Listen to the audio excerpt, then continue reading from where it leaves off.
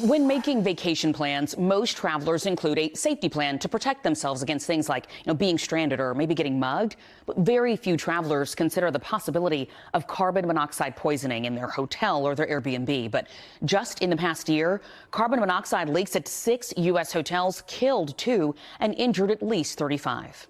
Here's Bianca Castro.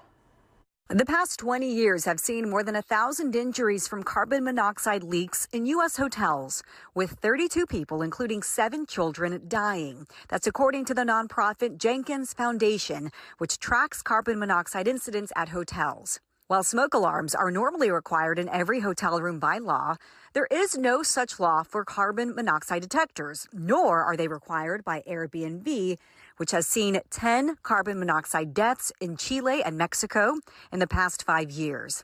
What makes the gas so dangerous is that it's odorless and colorless. The most common causes of carbon monoxide poisoning in hotels are boilers and heaters used to warm swimming pools and water for an entire wing. That's according to Dr. Lindell Weaver, who specializes in carbon monoxide poisoning. Carbon monoxide can go through drywall very easily.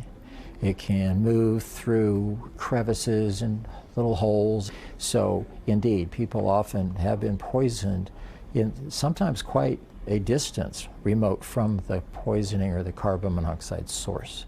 Dr. Weaver encourages travelers to buy a portable carbon monoxide alarm. They cost anywhere from $30 to $100.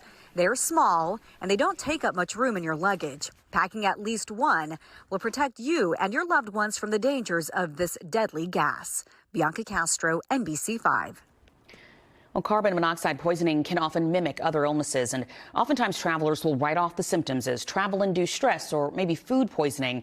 It is crucial to seek medical treatment as soon as you start feeling sick. And if you're staying at a hotel or a resort, there may be a nurse or a medical professional there on staff who can assess your condition.